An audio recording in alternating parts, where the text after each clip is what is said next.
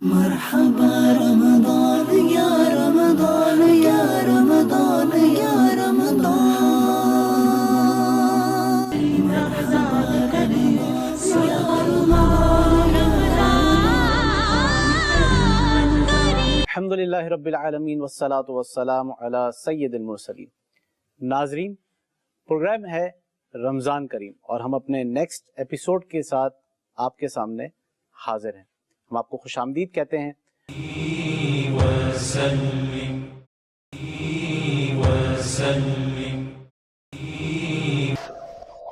بسم اللہ الرحمن الرحیم۔ ناظرین، آج 11 رمضان المبارک کو ہم رمضان کریم ٹرانسمیشن کے ساتھ آپ کی خدمت میں حاضر ہیں۔ آج کی اس نشست میں ہم عشر کے متعلق فقہی احکامات کو جانیں گے، اور آج ہمارے میزبان ہوں گے مفتی حق نواز صاحب، جو کہ مدرس ہیں جامعہ محمدیہ میں اور جامعہ فریدیہ سے وہ فاضل ہیں۔ ان سے ہم جانیں گے عشر کے متعلق مختلف ضروری احکامات کو، کہ عشر کن زمینوں پر ہونے والی پیداوار پر لاگو ہوتا ہے، عشر کی مقدار کیا ہے۔ آپ کو آج کی ہماری اس نشست میں ہم جانیں گے عشر کے حوالے سے مختلف اسلامی احکامات کو، اور آج اسٹوڈیو میں ہمارے ساتھ موجود ہیں ہمارے مہمان مفتی حق نواز صاحب، اور جو کہ مدرس ہیں جامعہ محمدیہ میں اور جامعہ فریدیہ صاحبال سے وہ فاضل ہیں۔ آج ہم ان سے جانیں گے کہ عشر کی شرعی حیثیت کیا ہے، اور عشر کی کتنی پیداوار پہ واجب ہوتا ہے، اور عشر کے متعلق دیگر احکامات کو۔ السلام علیکم مفتی صاحب۔ مفتی صاحب، پہلا سوال میرا آپ سے یہ ہے کہ آپ ہمارے ناظرین کو بتائیں کہ عشر کی شرعی حیثیت کیا ہے۔ بسم اللہ الرحمن الرحیم۔ شریعت اسلامی کے اندر زکوٰۃ کی 3 صورتیں ہیں۔ ایک زکوٰۃ کی صورت یہ ہے کہ جو بندے کے پاس دولت ہوتی ہے یا مال ہوتا ہے، پیسے ہوتے ہیں، یا بندے کے پاس گھر کے اندر جو دیگر چیزیں ہوتی ہیں جو بندے کے استعمال سے ہٹ کر ہوتی ہیں، اضافی طور پر ہوتی ہیں، ان کی قیمت جو بنے گی وہ زکوٰۃ کی ایک صورت بنتی ہے۔ اور دوسری زکوٰۃ کی صورت یہ ہے کہ بندے کے پاس جانور ہوں اور ان جانوروں پر جو زکوٰۃ بنے گی یہ بھی ایک زکوٰۃ کی الگ صورت ہے۔ اور تیسری صورت جو زکوٰۃ کی بنتی ہے وہ یہ کہ جو بندے نے فصل بیجی ہوتی ہے اس پر جو فصل پر جو عشر ہوگا یہ بھی ایک زکوٰۃ کی صورت ہے، اور شریعت اسلامی کے اندر یہ عشر دینا واجب ہے، فرض ہے بندے پر۔ جی بہت شکریہ۔ اور آج کی اس نشست میں ہم آپ سے یہ بھی جاننا چاہیں گے کہ اگر اخراجات ذمہ دار نے کیے ہیں تو اس صورت میں عشر کا کیا حکم ہے، یعنی اخراجات کی ادائیگی سے پہلے عشر ادا کیا جائے گا یا اخراجات کے ادائیگی کے بعد عشر جو ہے وہ ادا کیا جائے گا؟ اس کا جواب یہ ہے کہ جو عشر ہے وہ سب سے پہلے نکالا جائے گا، یعنی جب بندے نے فصل مکمل کر لی ہے، اس کو کاٹ لیا ہے، جو بھی فصل ہے تو اس کا عشر سب سے پہلے نکالا جائے گا۔ کیونکہ جو اخراجات وہ بعد میں نکالے جائیں گے، کیونکہ حدیث مبارکہ میں پہلے ہی آقا کریم علیہ السلام نے وضاحت فرما دی ہے۔ صحیح بخاری شریف کا یہ حدیث مبارکہ ہے، آقا کریم علیہ السلام نے فرمایا کہ ایسی فصل کہ جو بندہ خود بیجتا ہے اور خود اس پر خرچ کرتا ہے، اخراجات کرتا ہے، اس کا عشر 20واں حصہ ہے، یعنی 100 من کے پیچھے 5 من عشر دیا جائے گا۔ جبکہ اگر کوئی ایسی فصل جو خود بخود اگاتی ہے بارش کے پانی کی وجہ سے تو اس کا عشر 10واں حصہ، یعنی کہ 100 کے پیچھے 10 من اس کا عشر ہوگا۔ تو اب کیونکہ شریعت اسلامی نے پہلے ہی رعایت دے دی ہے کہ جو فصل بندے نے اخراجات خود کیے ہیں، شریعت اسلامی نے اس کو پہلے ہی رعایت دے دی ہے، تو اس لیے جو عشر بندہ دے گا اپنی فصل کا، سب سے پہلے فصل کاٹنے کے بعد عشر نکالے گا، اخراجات اس کے بعد نکالے جائیں گے۔ تو مطلب ہے کہ جو بارانی علاقوں میں چنے وغیرہ کی فصل ہوتی ہے تو اس پہ 10واں حصہ ہوگا، جو اس پر 10واں حصہ ہوگا، صحیح۔ اور جس پہ بندہ جی خود کاشتکاری کرتا ہے، پانی وغیرہ خود ٹیوب ویل وغیرہ سے یا نہری پانی لگاتا ہے تو اس پہ 20واں حصہ۔ جی اچھا۔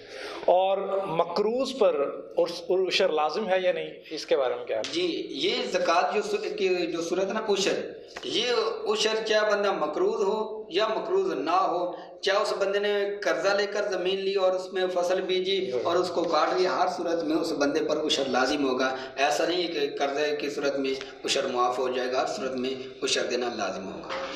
اور کیا ہر فصل پر علیحدہ علیحدہ عشر لازم ہے؟ جی، یہ بڑا سوال عام ہے کہ سال کے اندر کچھ ایسے علاقے ہیں کہ ہر سال سال کے اندر بہت ساری فصلیں ہو جاتی ہیں، آلو کی فصل الگ ہوتی ہے، مکئی کی الگ فصل ہوتی ہے، اس طرح اور بھی بہت ساری فصلیں جو 3 ماہ کے اندر مکمل ہو جاتی ہیں اور ان کو کاٹ لیا جاتا ہے. تو یہ زکوٰۃ، یعنی پہلے میں نے بیان کیا تھا کہ جو زکوٰۃ کی 3 صورتیں ہیں. ایک صورت تو یہ تھی کہ نا جس پر سال گزرنا لازم ہے، جبکہ یہ جو عشر ہے یہ زکوٰۃ کی وہ صورت ہے جس پر سال گزرنا لازم نہیں ہے، بلکہ جب فصل تیار ہو جائے گا اس کو کاٹا جائے گا تو ہر فصل پہ الگ طور پر عشر دینا لازم ہوگا. جی اچھا، اور یہ جو اب میں سوال کرنے لگا بڑا اہم ہے کہ حصے پر جو زمین دی جاتی ہے تو اس کا عشر کس کے ذمہ میں ہوگا؟ یعنی جو زمین کا مالک ہے اس کے ذمہ ہوگا یا جو کاشتکاری کر رہا ہے اس کے ذمہ ہوگا؟ جی، اس سوال کا جواب یہ ہے کہ اگر کوئی بندہ اپنی زمین دیتا ہے کسی کو اور اس کو کہتا ہے کہ زمین میری ہے، ہم اس کے اندر بیچیں گے، فصل بیچیں گے، اس پر خرچ ہوگا، تو حضرات کرام اس کے اوپر جو عشر ہے تو وہ عشر جو ہے نا وہ دونوں پر لازم ہوگا.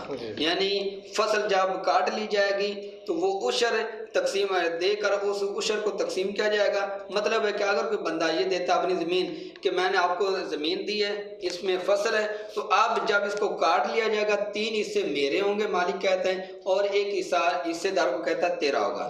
اب جب عشر دیا جائے گا تو عشر کیونکہ ہم نے 5 من دینے یا 10 من دینے تو اب اس عشر کو 4 حصوں میں تقسیم کیا جائے گا. اب 3 حصے مالک کے حصے سے کاٹے جائیں گے اور 1 حصہ جو حصہ دار ہوگا اس کے حصہ سے کاٹا جائے گا. مطلب ہے کہ جتنا حصہ مالک لے رہا ہے پیداوار کا اس کے حصے کے مطابق اس پہ عشر ہوگا. جی، اور جتنا حصہ جو ہے وہ حصہ دار جو ہے وہ جو کاشتکاری کر رہا ہے جتنا حصہ پیداوار سے اس کو ملے گا اتنا حصہ ہی وہ عشر کا وہ بھی ادا کرے گا. حصے کے اعتبار سے عشر دیا. اچھا، یہ ایک اور سوال ہے کہ جو فصل تیار ہے اس کو آپ نے بیچ دیا ہے تو اب جو عشر ہوگا وہ کیا بائے پہ ہوگا یا مشتری پہ ہوگا؟ یعنی جو بیچ رہا ہے اس پہ عشر ہوگا یا خریدار پہ عشر ہوگا؟ اس کا جواب یہ کہ اگر فصل تیار ہے، بالکل تیار ہے، اور اس کے کاٹنے میں دیر نہیں ہے، تو اب اس بندے نے جو ہے جس نے بیچی ہے، جس کو شریعت اسلامی کے اندر بائع کا نام دیا جاتا ہے، اب عشر بیچنے والے پر لازم ہوگا، خریدنے والے پر لازم نہیں ہوگا. اس کی وجہ یہ ہے کہ جو منافع تھا وہ تو بیچنے والے نے لے لیا، تو اب صاف ظاہر ہے کہ جس نے منافع لیا اس پر عشر لازم ہوگا.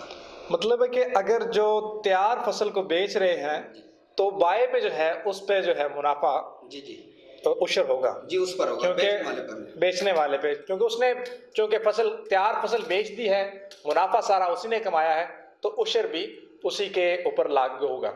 اور اب یہ ہے کہ اگر عشر دینے والا فوت ہو گیا ہے، اس جہان فانی سے چلا گیا ہے، تو پھر اس صورت میں عشر کا کیا حکم ہوگا؟ اس کا